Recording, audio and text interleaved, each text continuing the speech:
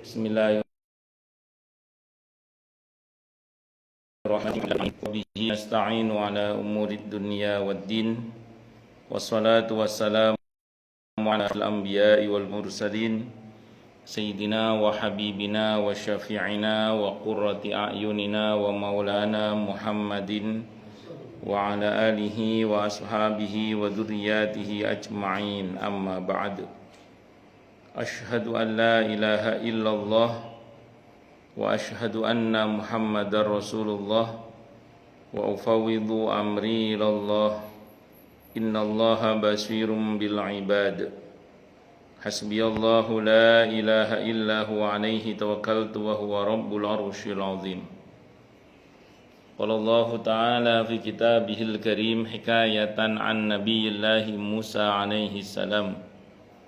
Rabbi syrah li sadri wa yassir li amri wahlul 'uqdatam min lisani yafqahu qawli. Para alim, para asatidz Rawdatul Jannah yang semoga pengurusnya dan jamaahnya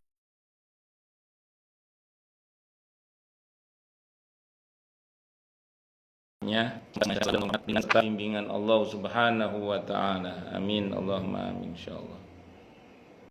Luka ilman nafi'ah wa rizqan thayyiba wa amalan mutaqabbala. Allahu alaina futuhal arifin. Allahumma inna na'udzubika min ilmin la yanfa' wa amalin la yurfa' wa qalbin la yakhsha' wa du'a'i la yasma'. Allahumma ati anfusana taqwaha wa zakkiha anta khairu man zakkaha anta waliyuha wa maulaha. Amin Allahumma amin insyaallah. Subuh ini insyaallah kita akan membahas tentang kitab At-Tadhkirah karya Al-Imam Al-Qurtubi rahimahullah rahmatan wasi'ah wa rahimallahu ulama al-muslimin. Qala al-muallif rahimahullahu ta'ala wa nafa'ana bihi wa bi'ulumihi fid dharain amin. Bismillahirrahmanirrahim.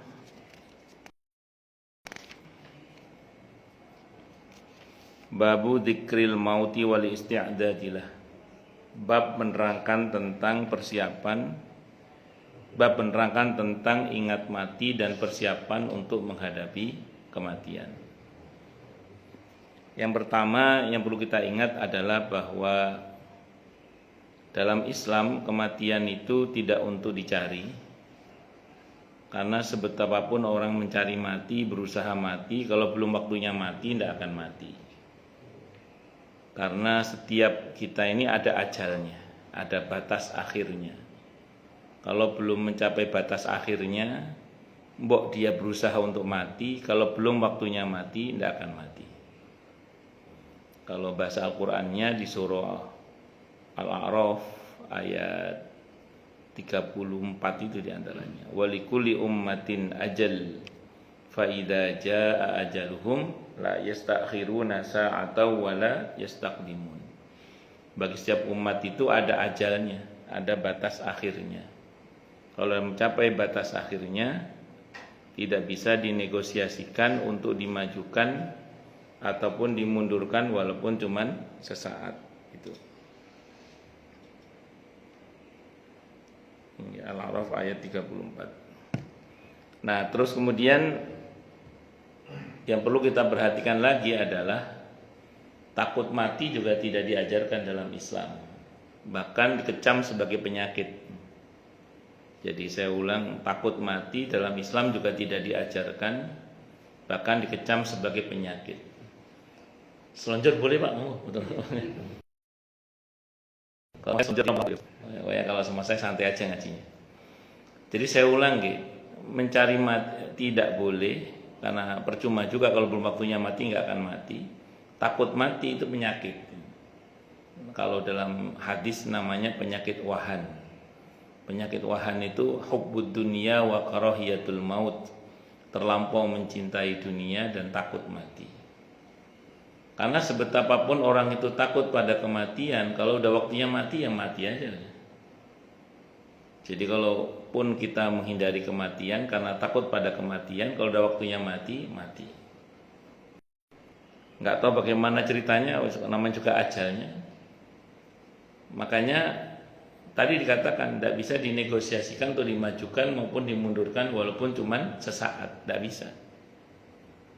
Nah, makanya saya ulang, takut mati tidak diajarkan, mencari-cari mati juga tidak diajarkan. Yang diajarkan dalam Islam adalah kita disuruh banyak ingat mati dan mempersiapkan diri untuk menghadapi kematian itu. Itu yang diajarkan dalam Islam. Ingat toh, nggak ada persiapan, nggak lengkap. Makanya harus ada ingat dan persiapan. Jadi jangan cuma ingat toh, ingat bahwa kita pasti mati, tapi nggak ada persiapan. Karena di dalam hidup ini yang pasti itu cuma kematian itu aja. Dalam hidup ini, dalam kehidupan di dunia ini maksud saya, yang pasti itu kematian. Yang lainnya kan serba kemungkinan. Secara prinsip itu. Karena setiap kita pasti itu akan mati, itu pasti. Makanya ada sebagian para ulama kita itu di zaman sekarang ini kalau ditanya tentang kiamat kubro itu biasanya ulama-ulama kita mengatakan, udahlah nggak usah pusing soal kiamat kubro, kata beliau. Karena orang beriman tidak akan nututi kiamat kubro. Lebih sibuklah mikir kiamat sughro kalian aja lah. Karena kiamat sughro, kematian, setiap kita pasti mengalami. Pasti itu. Makanya yang diajarkan dalam Islam adalah persiapan untuk menghadapi kematian. Ingat mati dan persiapan untuk menghadapi mati. Itu yang diajarkan dalam Islam. Nah, para jamaah sekalian, hafidhani wa hafidhakumullah. Saya sering sampaikan di sini ya tentang kalau kita bicara kematian. Itu ada sebagian orang itu ada dua sikap yang berbeda gitu. Ada orang itu ingat mati, itu justru semakin semangat dalam berbuat baik, bahkan mensegerakan kebaikan. Ini sikap yang dipilih oleh Abdullah bin Umar radhiyallahu anhu. Satu saat ada dalam kitab Al-Arba'in An-Nawawiyah itu kata beliau, satu saat saya ini dipegang pundaknya oleh Rasulullah Muhammad sallallahu alaihi wasallam, dan saat itu beliau berkata kepada saya, jadilah engkau di dunia ini seperti orang yang numpang lewat aja. Itu Abdullah bin Umar menyimpulkan, kalau kita punya niatan untuk berbuat baik di pagi hari, jangan nunggu sore. Kalau kita punya niat untuk berbuat baik di waktu sore, jangan nunggu pagi. Karena beliau punya keyakinan kita ini hanya numpang lewat aja. Kalau kita punya niat di waktu pagi untuk berbuat baik, jangan nunggu sore, karena belum tentu sore kita masih hidup. Dan kalau kita punya niat baik di waktu sore, jangan nunggu pagi. Kenapa? Karena belum tentu pagi kita masih hidup. Jadi Abdullah bin Umar ini tipe sahabat yang begitu ingat mati itu mensegerakan kebaikan. Jadi mensegerakan kebaikan karena ingat mati itu. Jadi tidak menunda kebaikan. Nah, ada model orang itu begitu ingat mati malah lemes gitu. Lemes. Ingat mati malah nggak semangat. Nah, itu kalau sampai kita seperti itu, jangan-jangan ada yang salah dalam kita memahami kematian. Jadi justru kalau kita ingat mati, harusnya semakin semangat untuk berbuat baik. Justru kalau kita ingat mati, kita harus mensegerakan kebaikan. Karena belum tentu nanti kita itu masih hidup. Allah. Bahkan sebagian para ulama-ulama kita itu untuk menetralisir overthinking itu diantaranya ya dengan ingat mati itu. Ya fakta di lapangan lah. Sebagian kita kan kadang ada kekhawatiran yang terlampau tentang masa yang akan datang misalnya. Ada kekhawatiran yang berlebihan, mengat seliurannya berita-berita yang mau macam-macam itu. Kalau ulama-ulama dulu itu sederhana aja. Halah, belum tentu saya masih hidup nanti. Belum tentu saya nanti masih hidup. Terus fokusnya gimana? Ya udah, berbuat baik aja dari sekarang. Berbuat baik aja dari sekarang yang mendatangkan pertolongan Allah. Jadi nggak usah terlalu sibuk mikirkan sesuatu yang belum terjadi, yang belum tentu kita masih hidup. Terus ya udah fokus aja berbuat baik sekarang yang mendatangkan pertolongan Allah, yang mendatangkan ridho Allah, yang mendatangkan rahmat Allah, yang mendatangkan ampunan Allah, kemudahan-kemudahan dari Allah. Udah gitu aja. Nah, bisa dimengerti ya. Jadi mensikapi ingat mati itu begitu. Jadi harus semakin kita ingat mati, harus semakin kita mensegerakan kebaikan. Semakin semangat untuk berbuat baik. Nah, termasuk untuk meredam overthinking tadi itu. Karena sebagian orang mungkin terlalu berlebihan dalam memikirkan apa yang akan terjadi, padahal belum tentu kita masih hidup.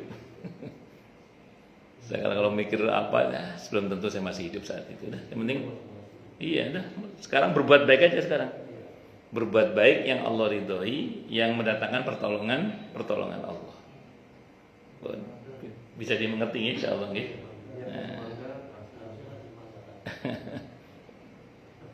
Nah, terus kalau kita bicara tentang kematian, ini rumus yang sering saya sampaikan juga di sini untuk mengingatkan kembali aja. Bahwa kalau kita bicara harapan, berharaplah sebaik-baiknya keadaan. Tapi kalau kita bicara persiapan, persiapkanlah untuk menghadapi seburuk-buruknya keadaan. Saya ulangi, kalau kita bicara harapan, berharaplah sebaik-baiknya keadaan. Tapi kalau kita bicara persiapan, persiapkanlah untuk menghadapi seburuk-buruknya keadaan. Kalau kita bicara harapan tadi, berharaplah sebaik-baiknya keadaan. Semua kita berharap husnul khotimah, syahid di jalan Allah. Kita mohon kepada Allah dianugerahi taubat sebelum wafat, dirahmati saat wafat, diampuni setelah wafat. Nah, itu monggo lah.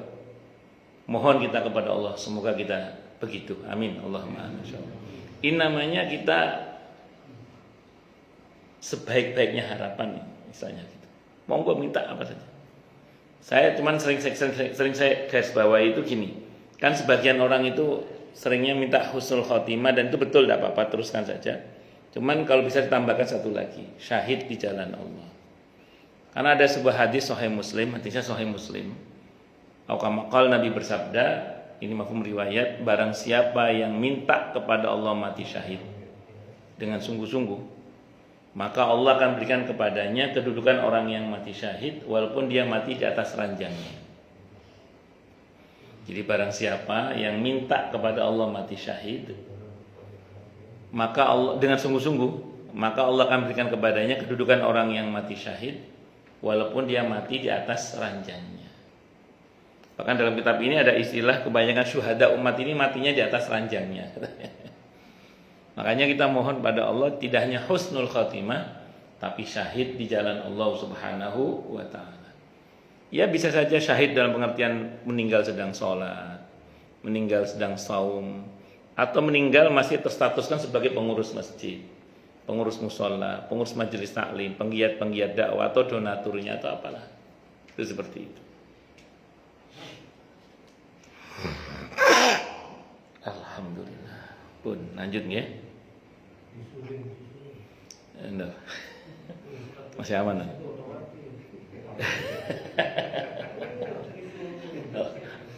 Pun lanjut. Terus kemudian kalau kita bicara persiapan, persiapkanlah untuk menghadapi seburuk-buruknya keadaan. Nih, matur nuwun. Matur nuwun.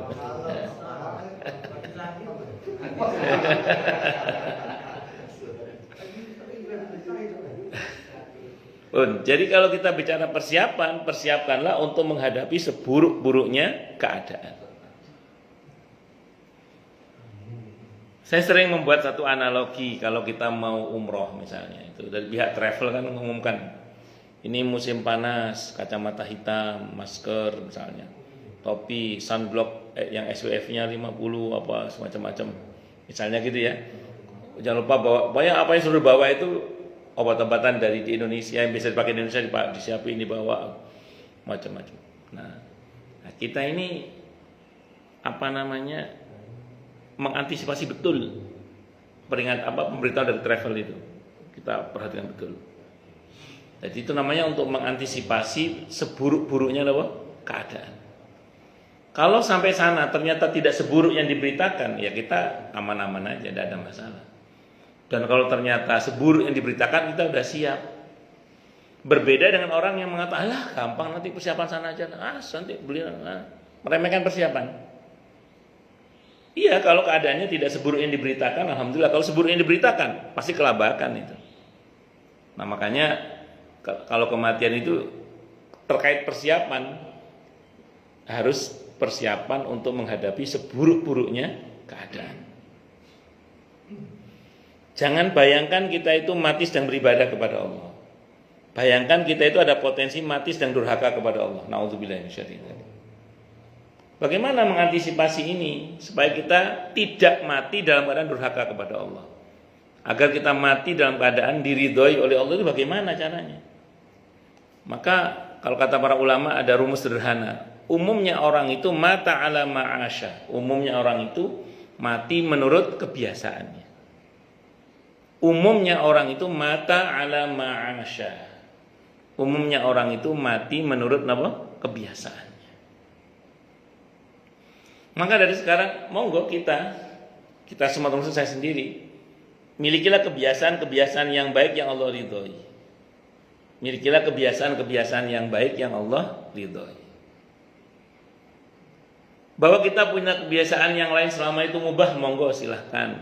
Tenis, yang suka padel kan yang suka goes, mancing bola, mau macam-macam. Selama mubah monggo lah silahkan, selama mubah.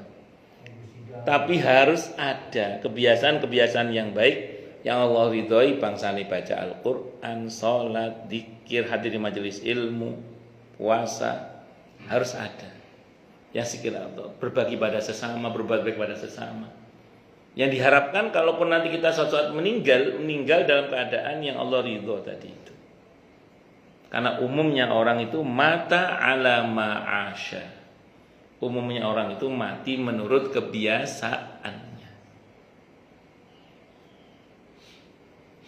Saya mungkin pernah cerita di sini tentang ada ibu-ibu 3 orang meninggal dunia di waktu yang tidak berjauhan, dalam kurun waktu yang tidak berjauhan. Dalam waktu sebulanan lah, itu ada 3 orang ibu-ibu meninggal dunia. Dalam kebiasaannya. Beliau ini kerjaannya, ibu-ibu ini tukang masak kalau ada orang hajatan. Kalau ada orang hajatan, beliau ini kerjaannya tukang masak. Nah, meninggal sedang mencari nafkah masak itu. Ya, alhamdulillah lagi mencari nafkah lah, masih syahid insyaallah. Allahu Akbar. Ada ibu-ibu itu kerjaan biasa hari-harinya itu ngantar anaknya sekolah. Sambil nunggu anaknya sekolah, ngobrol antar ibu-ibu. Meninggal dan orang sedang ngobrol itu, nunggu anaknya, ngantar anaknya sekolah itu. Allahu Akbar. Dan masih banyak lagi lah contoh-contoh yang lain. Mungkin ada orang yang punya kebiasaan sholat di Villa Nusa Indah itu ada seorang bapak-bapak, kakaknya seorang ustadz, itu punya kebiasaan kalau sholat itu sebelum waktunya udah sampai masjid. Suatu saat beliau ngomong sama teman-temannya, kok pengen rasanya mati itu sedang nunggu sholat itu loh, ngomong gitu. Suatu saat zuhur, seperti biasa sebelum zuhur, kira-kira 15 menit sebelum zuhur beliau sudah sampai seperti biasa, seperti kebiasaan beliau sampai masjid sebelum waktunya. Dan sambil menunggu sholat itu beliau meninggal dunia. Masya Allah. Nah, makanya saya ulang sekali lagi, umumnya orang mata ala ma'asya. Makanya milikilah kebaikan-kebaikan yang biasa kita lakukan, dan untuk yang buruk-buruk ya segera kita tobati. Jangan sampai kita mati dalam keadaan buruk itu. Nauzubillah ya. Semoga Allah wafatkan kita dalam keadaan husnul khatimah, syahid di jalan Allah Subhanahu wa taala. Amin Allahumma. Nah, supaya kita mati dalam kategori yang baik itu juga caranya bagaimana? Libatkan diri kita dalam perjuangan di jalan Allah. Tidak semua orang itu meninggal sedang sholat, tidak semua orang meninggal sedang saum, tidak semua orang meninggal sedang ta'lim begini. Tidak semua orang. Sementara setiap kita pengen meninggal sedang dalam keadaan beribadah. Maka salah satu hal yang patut untuk kita lakukan supaya kita termasuk orang yang husnul khotimah itu, Di antara caranya apa coba? Libatkan diri kita dalam perjuangan di jalan Allah. Jadi pengurus masjid, pengurus musola, pengurus majelis taklim, penggiat-penggiat dakwah, pengurus RW, pengurus RT, ngurus umat dan seterusnya. Sehingga ketika meninggal dunia terstatuskan masih sebagai pengurus masjid, masih sebagai pengurus, iya. Pokoknya dalam kebaikan yang Allah ridhoi. Nah, itu bagian dari cara husnul khotimah dan syahid di jalan Allah, insya Allah. Apalagi caranya Ustaz? Caranya diantara lagi adalah dengan memperbanyak sedekah, terutama pada orang dan tempat yang produktif kebaikannya. Bersedekah kepada orang dan tempat yang produktif kebaikannya. Sehingga apa? Ketika kita meninggal dunia, harapannya apa? Masjid yang kita bantu lagi dipakai orang buat sholat, musola yang kita bantu lagi dipakai orang untuk taklim misalnya, anak-anak yang kita bantu untuk hafalan Al-Qur'annya lagi murojaah hafalan Al-Qur'annya, para santri yang pernah kita bantu dia lagi belajar atau lagi berdakwah misalnya. Jadi sehingga harapannya ketika kita mati, walaupun kita tampaknya mati di ranjang kita, tapi karena masjid yang kita bantu lagi dipakai untuk sholat, maka saat kita mati itu bersama dengan itu kita sedang mendapatkan pahala yang sama dengan orang yang sedang kita bantu dalam kebaikan itu. An-Nisa ayat 85. May yashfa' syafa'atan hasanatan yakul lahu nasibum minha. Siapa yang berikan pertolongan yang baik, maka dia akan dapat pahala yang sama dengan pertolongan atau yang ditolong tersebut. Nah, kenapa? Bener, asalkan niatnya untuk kebaikan. Ya. Adapun yang lewat nanti ada yang nggak baik lewat juga, tidak usah khawatir, kita nggak dapat dosanya.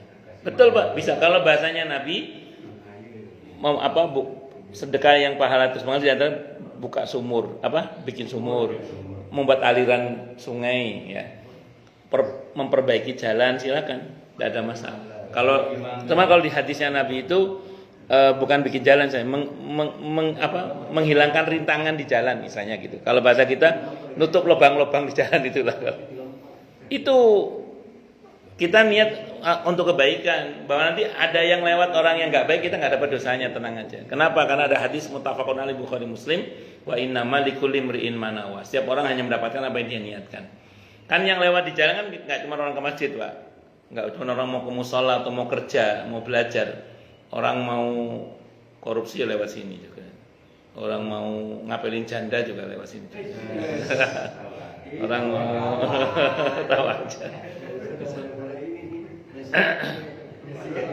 Ngapelin janda itu anaknya mau datang ke ibunya yang sudah menjanda, maksudnya gitu. Kok maksudnya kemana-mana gimana? Salah.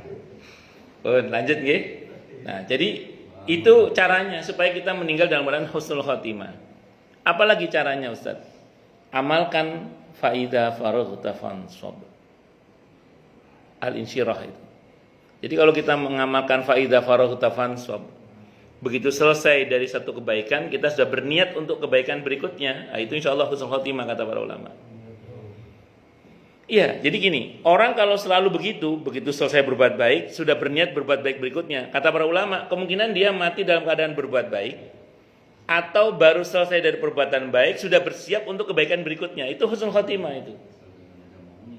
Nah, contoh gini misalnya, kita mau tidur, karena besok Isya mau tidur. Itu jangan kosong niat itu. Jadi kita mau istirahat itu supaya nanti bisa bangun tahajud, supaya nanti bisa bangun sholat subuh berjamaah di masjid. Itu pasang niat namanya. Itu andaikan mati di saat-saat itu dianggap mati dalam keadaan baik. Kenapa? Karena punya niat baik. Itu namanya baru selesai dari satu kebaikan, sudah berniat untuk berbuat kebaikan berikutnya namanya. Kalau kita selalu begitu, insya Allah kata para ulama husnul khotimah, insya Allah. Kayak ini kita baru selesai ngaji lagi nih, insya Allah. Kita kan lagi ngaji nih, insya Allah. Selesai ngaji, jangan kosong niat, pasang niat sudah. Paling enggak, kalaupun ada yang mau istirahat karena nanti mau beraktivitas sholat zuhur misalnya, ini misalnya, atau nanti mau ada silaturahim, atau lagi mau ada jalan-jalan sama teman-teman olahraga untuk kesehatan supaya kuat beribadah kepada Allah, kuat mencari nafkah untuk keluarga, biar bisa lebih bermanfaat lebih lama untuk banyak orang misalnya. Monggo, itu niat-niat itu jangan diremehkan. Karena setiap niat kebaikan, hadisnya muttafaqun alaih Bukhari Muslim, itu sudah ada pahalanya. Dan pahala itu rahmat Allah. Nah, sementara orang yang sedang dalam kebaikan yang diniatkan itu, kalau meninggal, itu masuk dalam kategori husnul khatimah. Insya Allah. Semoga pada akhir. Betul, diantaranya itu. Semoga Allah wafatkan kita pada saat ajal kita nanti dalam keadaan husnul khotimah, syahid di jalan Allah Subhanahu wa taala. Amin Allahumma amin. Terus setiap kita pasti ingin agar akhir ucapan kita adalah la ilaha illallah supaya dakhalal jannah. Nah, untuk hal ini kita jangan mengandalkan orang lain. Jadi jangan kita berkata begini, oh tenang, saya punya anak-anak yang soleh, yang nanti kalau saya mati pasti saya ditalkin la ilaha illallah. Oh tenang, saya punya santri banyak, nanti akan ada yang menalkin saya la ilaha illallah. Jangan. Karena tidak sedikit orang meninggal dunia, di tengah-tengah keluarganya nggak ada yang tahu. Tidak sedikit orang meninggal, di tengah-tengah keluarganya nggak ada yang tahu. Walaupun keluarganya ada di tengah-tengah mereka, dia yang bersangkutan. Di Kemang 3 itu ada purnawirawan jenderal, sudah lama ya. Itu di tengah-tengah keluarganya, beliau bilang sama keluarganya, habis olahraga ya, saya mau tidur dulu ya, nanti zuhur bangunin, saya mau sholat zuhur berjamaah. Untungnya niatnya mau sholat zuhur berjamaah di masjid. Nah, qadarullah, biasanya sebelum zuhur udah bangun, kata anaknya, ini kok belum bangun, dibangunin sama anaknya. Ternyata sudah meninggal dunia. Padahal di tengah-tengah keluarganya. Jadi kadang orang itu walaupun tengah-tengah keluarganya matinya sendirian. Nah, sementara kita ini punya kepentingan, akhir ucapan kita adalah la ilaha illallah. Di Bekasi Utara itu ada seorang kiai namanya Kiai Somuddin Mukhtar rahimahullah. Nah, beliau ini suatu saat pas ngisi kajian, biasanya pakai sopir. Hari itu nggak pakai sopir. 12 jam dicari oleh keluarganya nggak ketemu. Qadarullah, rupanya beliau meninggal di dalam mobilnya sendirian. Setelah 12 jam dicari baru ketemu. Padahal beliau punya santri banyak. Mungkin punya anak-anak yang banyak, punya ustadz-ustadzah yang banyak lah di pesantren itu. Tapi ketika meninggal itu sendirian. Artinya nggak ada yang nalkin gitu maksudnya itu. Padahal setiap kita pengen itu akhir ucapan kita adalah la ilaha illallah. Maka jangan mengandalkan orang lain. Andalkanlah hanya Allah. Dan kita harus berusaha juga sebagai bentuk pengandalan kita kepada Allah, kita berusaha untuk membiasakan lisan dan hati kita untuk berucap la ilaha illallah. Lisan mengucap la ilaha illallah, hati juga berucap la ilaha illallah. Tidak ada sesembahan yang hak kecuali Allah, tidak ada Tuhan selain Allah, karena selain Allah bukan Tuhan. Tidak ada yang bisa nolong saya kecuali Allah, tidak ada yang bisa memberi rezeki saya kecuali Allah, tidak ada yang bisa membantu saya kecuali Allah, tidak ada yang bisa menyembuhkan saya kecuali Allah. Isbat Allah, menafikan makhluk. Begitu, sepenuh hati.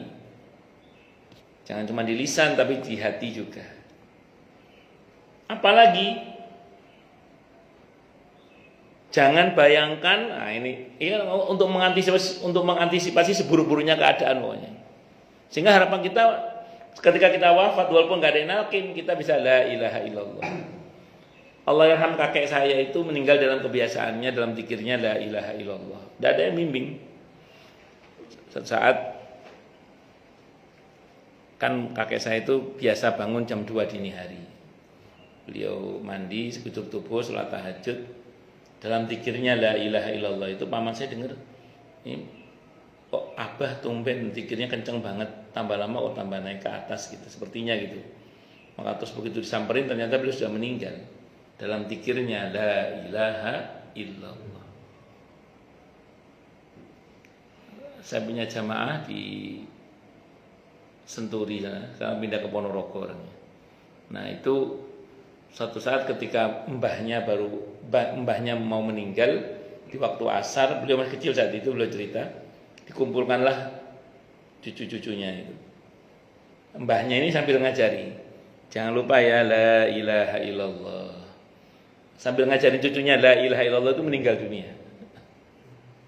Jadi bukan ditalkin malah nalkin. Jadi bukan ditalkin malah nalkin. Berarti itu kesadaran la ilaha illallahnya tinggi itu. Pas meninggal itu seperti itu. Nah, harapan kita termasuk yang bisa menalkin diri kita sendiri. Sehingga semoga akhir ucapan kita adalah la ilaha illallah. Amin Allahumma amin insyaallah. Allahu akbar. Jangan bayangkan pada saat kita diwafatkan oleh Allah itu, setelahnya itu kita dalam keadaan punya banyak pahala yang terus mengalir. Jangan bayangkan begitu. Bayangkan kita itu nggak punya stok pahala sama sekali. Bayangkan kita nggak ada punya anak-anak yang mau mendoakan kita. Bayangkan kita ini tidak ada kebaikan yang mengalir untuk kita lah. Bayangkan saja. Padahal pada saat kita meninggal dunia itu, di antara yang paling kita tunggu adalah aliran pahala yang masih ada di dunia yang menjadi tinggalan kita. Baik dalam bentuk sedekah jariyah, ilmu yang bermanfaat, maupun doa dari anak-anak kita yang soleh dan saudara-saudara kita seiman. Bayangkan kita nggak punya semua itu, bayangkan. Maka supaya kita punya semua itu, monggo, mumpung masih hidup di dunia ini, jangan ngandelin anak-anak kita, bias nanti sedekah jariyah untuk saya biar anak-anak saya aja yang sedekah, jangan. Karena belum tentu anak-anak kita punya kesadaran untuk bersedekah.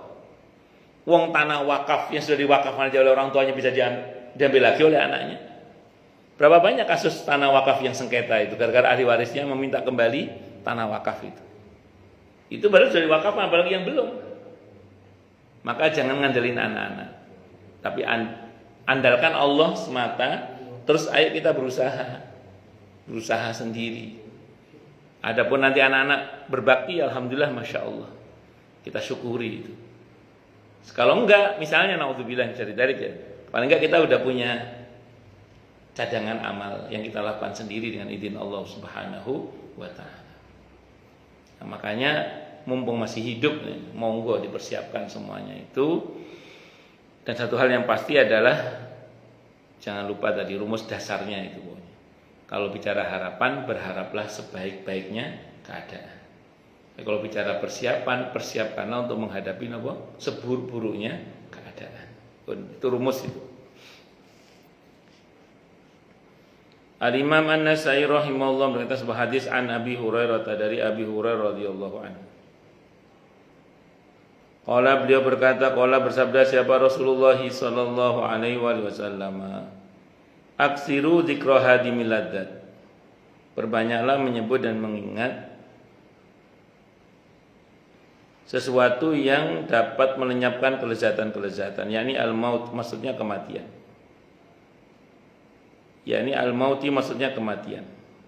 Akhrajahu Ibnu Majah, telah mengeluarkan hadis tersebut siapa Ibnu Majah, wa Tirmidzi dan Imam At-Tirmidzi aidan juga. Wa kharrajahu dan telah mengeluarkan hadis tersebut siapa Abu Nuaim Al-Hafidz bi isnadi dengan sanadnya min hadis Malik bin Anas, dari hadis Malik bin Anas rahimahullah an Yahya bin Sa'id bin Musayyib, dari Yahya bin Sa'id bin Musayyib rahimahumullah ya, an Umar bin Al-Khattab, dari Umar bin Al-Khattab radhiyallahu anhu, qala, beliau berkata, qala bersabda siapa Rasulullah sallallahu alaihi wasallam, aksiru min dzikri hadimil ladzat, perbanyaklah menyebut dan mengingat yang dapat melenyapkan kelezatan-kelezatan. Qulna, kami bertanya, ya Rasulullah, wahai Rasulullah, wa ma hadimul ladzat, apakah ini maksud dengan yang melenyapkan kelezatan-kelezatan? Qala al-maut, Nabi bersabda al-maut, kematian maksudnya. Nah, hadisnya sahih riwayat Ibnu Majah dan An-Nasai dan At-Tirmidzi.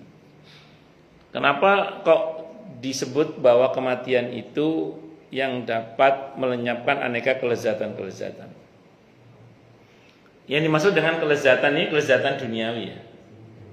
Kalau kelezatan ukhrawi justru orang setelah mati itu bisa merasakan. Tapi yang dimaksud adalah kelezatan-kelezatan duniawi. Ada rumus sederhana yang Nabi sampaikan dalam satu hadis yang sahih al-kamakal, tidaklah seorang itu mati sampai jatah rezekinya habis. Jadi orang itu nggak akan mati-mati sampai jatah rezekinya habis. Selagi masih ada jatah rezekinya nggak mati. Itu dalam satu riwayat yang sahih disebutkan demikian. Oh, berarti kalau hari ini sebagian kita mulai ada yang mengurangi makan daging kambing. Kalau di antara kita mulai ada yang mengurangi minum kopi misalnya. Mulai ada yang mengurangi gula, mulai mengurangi duren, mulai ada yang mengurangi nasi putih misalnya. Kalau mulai mengurangi kacang, misalnya. Oh, berarti jatah rezeki kita mulai berkurang. Itu peringatan sebenarnya. Allah. Dan fakta di lapangan orang semakin tua kan bukan semakin menguat tapi semakin melemah. Pakai AC, masuk angin. Duduk di sofa empuk ambeien. Hubungan seksual mulai luyus. Makan mulai pilih-pilih. Nah, itu peringatan dari Allah seolah-olah apa? Oh, ini jatah rezekinya udah mulai berkurang, ya. Udah tua gitu. Nah, harusnya ini buat kita sadar, oh betapa sebenarnya ini sampai pada riwayat tadi bahwa orang itu nggak akan mati-mati kecuali sampai jatah rezekinya betul-betul habis. Tapi jangan GR juga, mentang-mentang duren masih oke, bakso Malang masih oke, rawon, tengkleng-tong, seng sate kambing masih oke semua. Jangan tuh berpikiran, saya masih jauh berarti, kan masih doyan semua. Gak gitu. Kadang ada juga yang diambil oleh Allah itu mendadak, itu loh masalahnya itu. Dicabut mendadak, repot. Allahu Akbar. Kita mungkin tahu lah ada sebagian orang yang mungkin kalau lihat sakitnya udah seolah-olah kematian dekat sama dia, tapi nggak mati-mati ya ada. Tapi ada yang sehat tahu-tahu mati dia ada.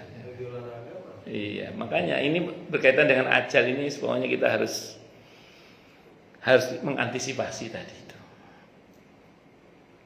Ibnu Majah meriwayatkan hadis an Ibnu Umar, dari Ibnu Umar radhiyallahu anhu, annahu sungguhnya beliau Ibnu Umar beliau berkata, kuntu adalah aku jalisan duduk ma'a Rasulillah bersama Rasulullah sallallahu alaihi wasallam. Faja'a rajulun minal ansor, maka datanglah seorang lelaki dari kalangan ansor.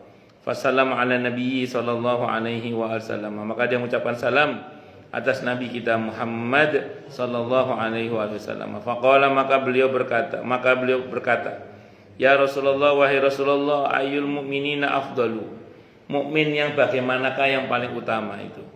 Qala, Nabi bersabda, ahsanuhum khuluqan, yang paling bagus di antara mereka apanya? Khuluqan, akhlaknya. Qala, maka berkata orang itu lagi, fa ayyul mu'minina akyas, maka mukmin yang bagaimanakah yang paling cerdas? Qala, Nabi bersabda, aksaruhum lil mauti dzikron, orang yang paling banyak mengingat kematian. Wa ahsanuhum lima ba'dahu isti'dadan, dan yang paling bagus persiapannya untuk menghadapi kehidupan setelah kematian. Ulaikal akyas, itulah orang-orang yang cerdas. Akhrajahu Malikun aidon. Dalam hadis ini siapa? Imam Malik juga, kata beliau gitu. Ini hadisnya hasan. Dari membaca atau Baroni dalam kitab Al-Kabir. Wa yasayati fil fitani, dan insyaallah akan dibahas nanti di bab al-fitan, tentang fitnah akhir zaman insyaallah taala. Hadis ini menerangkan tentang mukmin yang paling utama, yang paling bagus akhlaknya. Ada dua orang ahli ibadah, ahli ilmu, ahli kebaikan. Pertanyaannya, siapa yang paling utama di sisi Allah? Yang paling bagus akhlaknya, baik hubungannya dengan Allah maupun dengan sesama. Makanya setinggi apapun ilmunya, sehebat apapun ilmunya, kalau akhlaknya buruk, bukan yang paling utama. Yang paling utama adalah justru yang paling bagus akhlaknya. Akhlak ini seringkali memang tidak bersinggungan dengan hukum halal haram, tidak bersinggungan dengan dosa biasanya, tapi ini bersinggungan dengan kepantasan, baik di hadapan Allah maupun di hadapan sesama. Dan Ada banyak orang yang dengan izin Allah gara-gara berakhlak yang mulia tadinya kafir jadi mukmin. Dan tidak sedikit orang yang tidak ada akhlak tadinya beriman mati kafir itu bisa. Kalau di Al-Qur'an Syekh Nawawi Al-Bantani rahimahullah itu membahas tentang tukang sihirnya Fir'aun itu. Tukang sihirnya Fir'aun itu dianggap berakhlak kepada Nabi Musa ketika diperintah untuk melemparkan tongkatnya. Tukang sihir Nabi Musa itu, tukang sihirnya Fir'aun itu mengatakan, monggo wahai Nabi Musa, jenengan dulu apa kami dulu. Itu sopan santun sama Nabi Musa. Allah takdirkan mereka dapat hidayah, mati dalam keadaan beriman kepada Allah. Itu tukang sihirnya Fir'aun. Di zaman Nabi Musa itu juga ada namanya orang Bal'am bin Ba'ura. Itu seorang ulama Bani Israel, kalau berdoa belum turun tangannya, doanya udah dikabulkan oleh Allah.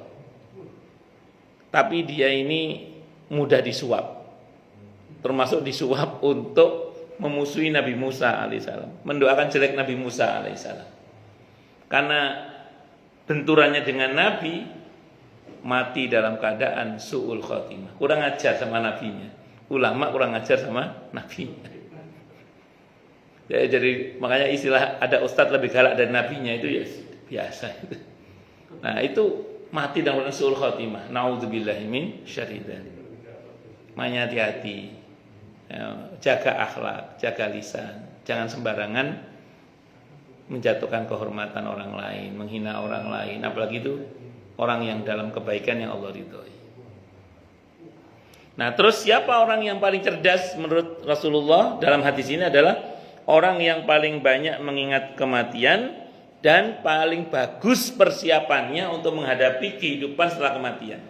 Gak cuma banyak ingat, tapi banyak persiapannya. Jadi orang yang paling banyak ingat matinya dan paling bagus persiapannya untuk menghadapi kehidupan setelah kematiannya. Kok bisa dibilang cerdas? Iya, orang yang punya prinsip seperti ini pasti orang yang berhati-hati. Omong saomong dipikir konsekuensi dunia akhiratnya. Mau berbuat apa saja dipikir konsekuensi dunia akhiratnya. Sehingga pasti dia benar gitu. Dalam tindakannya itu dia pasti selamat gitu insya Allah. Dalam pengelolaan dirinya, hartanya, waktunya, keluarganya itu pasti benar. Kenapa? Karena omong saomong berbuat apa saja yang dipikir konsekuensi dunia akhirat. Nah, kalau kita bisa seperti itu, dan semoga bisa, amin insya Allah masuk dalam kategori mukmin yang cerdas.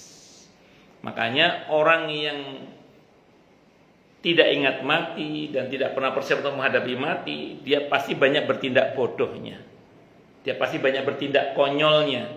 Sehingga kita kalau ngeliat kelakuan orang, sebagian orang yang ada di medsos misalnya, ngomong pokok mangap, dono saringan itu nggak ada filternya, itu kita ngomongnya ini orang ngomong apa tuh, kok nggak bermutu sekali. Allahu Akbar, orang ini apa tuh, bahkan kadang menjatuhkan kehormatan orang itu ya enteng-enteng saja, menghina seseorang itu ya enteng-enteng aja, mendolimi orang lain juga enteng-enteng. Padahal itu semua punya konsekuensi, tidak hanya dunia tapi juga akhirat. Nah, orang yang cerdas itu orang yang banyak ingat matinya dan paling bagus persiapan untuk menghadapi kematian tadi itu. At-Tirmidzi, Imam At-Tirmidzi pada hadis an Syaddad ibn Aus, qala beliau berkata, qala bersabda Nabi kita Muhammad sallallahu alaihi wasallam. Nah, kama qala al-kayyis, orang yang cerdas, man dana nafsahu wa amila lima ba'dal maut. Orang yang cerdas adalah orang yang mampu menundukkan hawa nafsunya dan beramal untuk menghadapi kehidupan setelah kematian. Wal ajizu, dan ada orang yang lemah, man atba'a nafsahu hawaha, orang yang menurutkan hawa nafsunya, wa tamanna 'ala Allah, tapi dia masih berharap kepada Allah. Au kama qala. Maksudnya apa? Pengen masuk surga, tapi kelakuannya kelakuan ahli neraka. Pengen masuk surga, tapi rute yang dia tempuh jalur orang yang ke neraka. Ini gimana ceritanya coba? Paham nggak betul? Pengen dirahmati oleh Allah, tapi perbuatannya ngundang murka Allah. Gimana? pengen diampuni oleh Allah, tapi perbuatannya mengundang dosa. Gimana? Itu kan sama dengan minum obat tapi minum racun juga kan. Yes. Piye itu. Nah, makanya saya ulang sekali lagi, hendaklah kita ini ya kalau berharapan masuk surga ya tempuh jalurnya orang-orang ahli surga. Kalau kita ingin selamat dari neraka, jangan menempuh jalur neraka. Itu baru cocok namanya. Pun monggo silakan yang mau tanya, protes, marah boleh silakan. Masalah itu masalah yang lain boleh monggo kalau ada. Kalau ada, kalau nggak ada berarti jelas semua atau tidak jelas semua.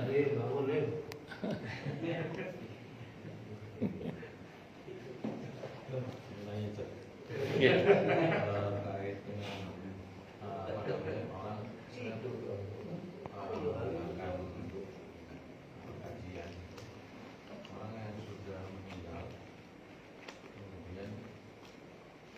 Keluarganya itu jangan buru-buru pulang, karena kan yang saya tahu 7 langkah dari makamnya itu baru malaikat datang.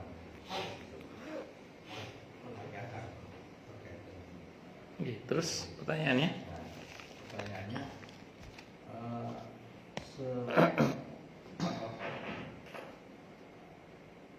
harus keluarganya dulu pulang baru malaikat datang, atau orang-orang yang udah pulang ya tidak peduli dengan keluarganya ada di situ. Apa? Baik. Bismillahirrahmanirrahim. Kalau sependek yang saya baca dalam kitab ini ya, itu tidak disebutkan berapa langkah orang yang takziah pulang baru malaikat maut datang. Kalau yang saya baca ya, mungkin ada yang jenengan maksud, mungkin ada, teman saya belum tahu. Satu dulu. Yang kedua, kalau di kitab ini begini kalimatnya, aukamakal, pada saat orang itu dimakamkan, itu dia bisa mendengar suara sendal orang-orang yang bertakziah itu mulai meninggalkan mereka, gitu. Nah, berapa langkahnya itu nggak disebutkan. Lalu datanglah kepadanya siapa? Malaikat Mungkar dan Nakir. Nah, justru kalau kita baca dalam hadis Sahih Muslim, Pak Haji, hadis nomor 121, itu ada sahabat Nabi namanya Amr ibn al-As radhiyallahu an. Sebelum wafat beliau berwasiat, tolong nanti kalau saya mati jangan langsung ditinggal ya, kata beliau. Tungguilah saya di pemakaman saya. Ya kira-kira onta dipotong atau binatang dipotong dan dibagikan dagingnya. Di sini motong kalau kayak sapi sampai rapi itu berapa jam satu sapi? Kemarin yang limosin itu hampir 1,5 jam. Ya wes 1,5 jam. Justru dianjurkan keluarga jangan langsung pergi. Tungguin di situ. Ngapain? Doakan. Kalau kata Imam Syafi'i bahkan bacakan Al-Quran. Ada dalam kitab Riyadhus Shalihin itu. Kalau anda nggak sepakat, ya nggak usah baca Quran, nanti doa lah. Nah, kalau yang Nabi lakukan saat Sa'ad ibn Mu'adz radhiyallahu an, hadisnya riwayat Ahmad, hadisnya ada yang mensahihkan, ada yang menghasankan. Syekh Shu'aib Al-Arnaud termasuk yang mensahihkan riwayat ini. Aukamakal, Nabi perbanyak baca tasbih, takbir. Di hadis yang lain tahlil. Nabi di makamnya Sa'ad bin Mu'adz, saat setelah pemakamannya itu Nabi nggak tinggalkan beliau. Jadi hadisnya riwayat Ahmad, diantaranya hadisnya kalau kata Syekh Shu'aib Al-Arnaud hadisnya sahih, bahkan selama menunggu itu Nabi membaca tasbih, takbir. Di hadis yang lain tahlil, la ilaha illallah. Kalau mau lengkapnya subhanallah walhamdulillah wa la ilaha illallah wallahu akbar. Dan itu sahabat mengikuti bacaan Nabi. Aukamakal. Nah, justru pada saat itulah yang sangat menegangkan itu justru kita support. Kalau kata sahabat Amr ibn al-As radhiyallahu anhu, sekiranya binatang dipotong dan dibagikan dagingnya. Kalau Bapak tadi bilang kalau gede 1,5 jam, yang nggak jauh-jauh dari angka 1 jam lah kira-kira. Itu seperti itu. Ngoten nggih? Wallahu a'lam bishawab. Tungguin. Nah, itu ada dalam kitab Ar-Ruh Ibnu Qayyim Al-Jauziyah rahimahullah. Dalam kitab Ar-Ruh Ibnu Qayyim Al-Jauziyah rahimahullah itu dikutip satu riwayat bahwa sahabat Ansor itu kalau ada yang meninggal dunia, itu di kuburannya dibacakan Al-Quran selama 7 hari bergantian. Iya. Itu kebiasaan sahabat Ansor. Ada dalam kitab Ar-Ruh Ibnu Qayyim Al-Jauziyah rahimahullah. Itu seperti itu. Wallahu a'lam bishawab. Kenapa? Oke. Iya. Ada lagi monggo? Nggih monggo Pak, monggo Pak. Nggih. Terkait tadi yang untuk kalau orang tua sudah kawin, mungkin kita masih mengingatnya hasil semacam bukan peringatan, semacam kegiatan mengingat orang tua yang sudah meninggal dengan mengadakan acara kumpul. Nah itu kalau yang ada yang berpendapat 1 sampai 7 hari tadarus, ada juga sudah 3 hari lalu nanti 7 hari. Kalau dari sisi Islam seperti apa itu Pak? Yang sebaiknya memang kita menggunakan katanya udah nggak usah, pokoknya tadarus sendiri aja di rumah, ada yang nggak gitu, itu aja Pak. Baik. Saya mau terangkan dulu gini ya, bahwa ini kan masuk dalam kategori bab takziah. Takziah ini menghibur orang yang baru meninggal oleh keluarganya. Kalau kata Imam Nawawi dalam kitab Al-Adhkar An-Nawawiyah di bab tentang takziah, kata beliau, takziah selama 3 hari itu sunnah. Kata Imam Nawawi, 3 hari itu sunnah. Lebih dari 3 hari ulama beda pendapat. Lebih dari 3 hari ulama beda pendapat. Pendapat yang pertama ada yang membolehkan. Yang membolehkan itu alasannya gini. Takziah ini hukum asalnya adalah muamalah kan. Takziah ini kan muamalah. Muamalah itu hukum asalnya adalah boleh hingga ada dalil yang melarangnya. Selama tidak ada dalil yang melarang berarti masih boleh. Mau Bapak bilang 7 hari, mau 40 hari, mau berapa hari terserah. Itu takziah itu boleh-boleh saja selama memang tidak ada hal yang dilarang. Pertanyaan apa yang dilarang? Yang dilarang itu diantaranya kalau ada meratap di situ tidak boleh. Kalau ada meratap, kalau kedatangan kita justru buat orang itu malah meratap tidak boleh. Nah, tapi kalau kedatangan kita justru menghibur silahkan. Yang kedua membebani tidak boleh. Kalau maaf ya, kalau acara itu membebani, maaf sudahlah kena musibah, diharuskan buat makanan ini itu misalnya, kalau itu sampai membebani nggak boleh juga. Pahalanya di mana Pak? Yang takziahnya atau almarhumnya? Secara prinsip yang takziah dapat pahala juga.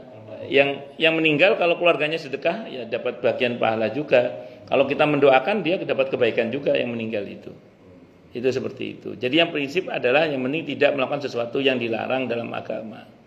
Nah, ada penjelasan begini Pak. Ini penjelasan. Saya sependek yang saya pernah ngaji ya. Itu ada dalam kitab Hulyatul Auliya Ibnu Abu Nuaim. Yang cerita ini Imam Tawus. Cerita Imam Tawus ini diceritakan oleh Sufyan Ats-Tsauri rahimahullah. Sufyan Ats-Tsauri ini saat Imam Tawus meninggal dunia di usia 100-an tahun, beliau usianya baru 6 tahun. Ada kemungkinan tidak ketemu sebagai guru dan murid. Namun belasan guru beliau itu muridnya Imam Tawus. Imam Tawus ini seorang tabi'in, Pak. Beliau pernah cerita tentang akidah para sahabat. Akidah para sahabat. Apa kata Imam Tawus? Akidah para sahabat. Ketika ada orang meninggal dunia dan dia orang yang baik, pertanyaan kuburnya itu maksimal 7 hari. Kalau dia orang yang tidak baik, pertanyaan kuburnya maksimal 40 hari. Ya kayak semacam mensupport gitu loh. Itu keyakinan para sahabat yang diceritakan oleh Imam Tawus. Makanya kalau ada yang mengatakan 7 atau 40 selama tidak diharuskan ya. Dan selama itu tidak diwajibkan dan selama tidak membebani, saya ulang, monggo mawon silahkan. Nah, tapi kalau ada, maaf, ini saya juga bicara fakta di lapangan ya. Kadang ada beberapa yang merasa terbebani. Ya, kalau yang begini nggak boleh. Dipaksa juga nggak boleh. Yang memaksa dosa itu. Nah, itu seperti itu. Jadi contoh aja, mohon maaf ini, orang datang ke saya. Ini real ini, orang datang ke saya, dia bilang, Ustadz ini mau 40 harian ibu saya nggak punya uang. Saya tanya balik loh, yang disyariatkan 40 hariannya apa mendoakannya Pak? Mendoakan, ya udah doakan aja. Maka tadi Bapak bilang di rumah masing-masing aja, tidak ada masalah, nggak harus kumpul. Ini soal cara, yang penting kita peduli sama yang mati, jangan sampai tidak peduli, kasihan. Kalau kita peduli sama yang mati, nanti ketika kita mati juga dipedulikan insya Allah. Kan hukum sunatullahnya begitu. Iya betul. Itu seperti itu. Jadi itu soal cara saja saya kira itu. Wallahu a'lam bishawab. Ngoten Bang. Nah, yang kedua yang melarang, alasannya yang melarang adalah orang harusnya udah mulai lupa gara-gara orang datang terus jadi keingetan terus. Ini kata Imam Nawawi, ini makruh kalau kata Imam Nawawi. Jadi kalau kita datang ke takziah lewat dari 3 hari, itu ya harusnya orang udah mulai lupa, udah mulai move on. Gara-gara kita datang jadi susah move on. Ingat lagi. Tapi memang orang susah move on itu biasa lah. Karena kita dulu sekolah itu diajari untuk menghafalkan bukan melupakan sih, jadi repot.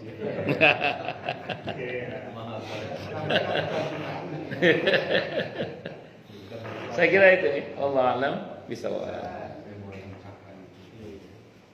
Oke, monggo yang lain silakan. Jadi saya sampaikan semua itu agar kita membaca tradisi masyarakat itu tidak kaku ya, maksud saya gitu. Tidak kaku. Tapi saya sampai detik ini masih, insya Allah masih konsisten, tetap nggak setuju dengan aneka paksaan yang membebani. Saya nggak setuju. Saya termasuk yang tidak setuju. Kalau ada orang sudah kena musibah dipaksa, kecuali keluarganya membantu atau masyarakatnya membantu, monggo silakan. Tapi kalau dia dipaksa untuk membuat acara padahal dia orang yang kena musibah, itu saya nggak setuju. Kasihan. Di samping dalam agama tidak boleh. Nabi pernah marah kan ketika sahabat Ja'far radhiyallahu anhu sedo, sekelompok orang datang minta makan. Itu Nabi duka itu, marah itu. Isna'u li ali Ja'far ta'aman. Mestinya kalian bikin makanan buat keluarga Ja'far, bukannya minta makan ke keluarga Ja'far. Tapi kalau atas kemauan sendiri boleh. Mana dalilnya? Misalnya orang Kemang 5 kan beberapa melakukan hal itu kan, dan memang mau dia, dan dia memang punya uang. Kalau atas kemauan sendiri boleh. Mana dalilnya? Hadis riwayat Abi Dawud. Hadis nomor 2894 itu. Jadi pernah Nabi itu takziah. Pas takziah itu Nabi mengantarkan jenazah sampai ke pemakaman. Begitu pulang beliau dihadang oleh pembantu rumah tangga yang kena musibah itu. Ya Rasulullah, diaturi pinara kembali ke tempat tadi.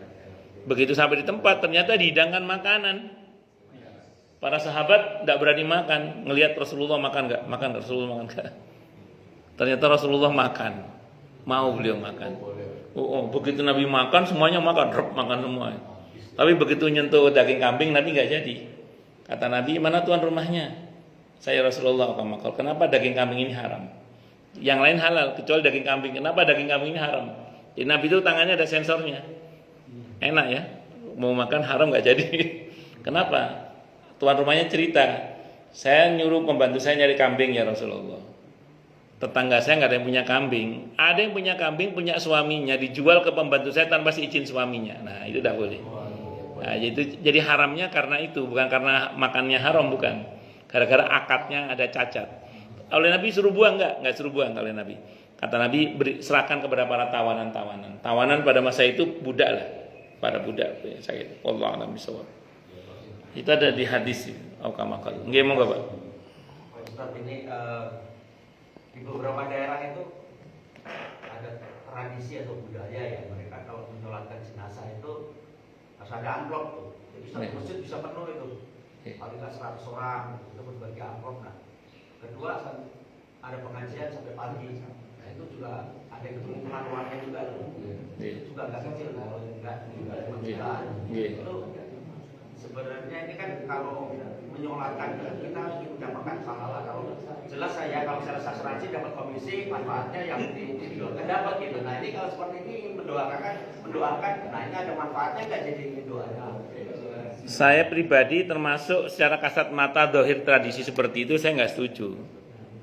Orang itu udah kena musibah, ketimpa musibah lagi gara-gara harus ngamplopi orang yang mensolatkan jenazahnya. Tapi kan dari Pak Jito tadi orang itu yang mau ngasih. Memang mau ngasih bener. Mengasihkan karena budaya. Karena tradisi dipaksa Pak. Sekarang gini deh, saya cerita ya. Saya dulu pernah tugas di daerah Bojonegoro. Saya dulu di Bojonegoro, dekat sepanjang Kali Berantas itu, di daerah Dusun Malu, Kecamatan Sudah itu. Itu di situ ada satu tradisi kalau ada orang meninggal dunia, kalau dia kaya wajib motong sapi. Kalau miskin paling enggak kambing. Kalau enggak punya duit suruh ngutang. Oh itu saya enggak setuju itu. Enggak setuju itu. Kenapa? Karena itu merupakan bagian dari pembebanan kepada orang yang kena musibah. Saya itu pernah ngisi bina duafa. Orang bina duafa itu cerita, di sini Ustadz orang kena musibah itu dibebani lagi. Nah pembebanan itu yang nggak boleh. Kalau dia atas kemauannya sendiri sedekah supaya si mayit monggo silahkan. Tapi kalau ditekan oleh kondisi, oleh tradisi, ditekan ya itu tidak boleh. Satu dulu. Mengenai bacaan Al-Quran yang ngaji dari usia malam sampai tidak ada masalah itu. Cuman angka-angka yang memaksa itu yang bermasalah. Sampai setelah saya ingin kajian di Cilengsi Bogor itu, ada satu masjid, ada orang yang cukup berada di kampung itu meninggal dunia. Itu 2 masjid rebutan itu. Ini kapling saya rebutan. Kapling itu baca Quran itu. Iya proyek itu. Nah ya maaf ya. Soal baca Al-Qurannya nggak ada masalah kalau bagi saya. Tapi menekan orang dengan angka-angka tertentu itu yang tidak sepatutnya. Kecuali nanti dia memberi seikhlasnya, monggo itu silahkan. Itu seperti itu. Jadi menekan angka-angka tertentu itu yang bermasalah situ itu. Saya kira ngoten ya. Wallahu a'lam bishawab.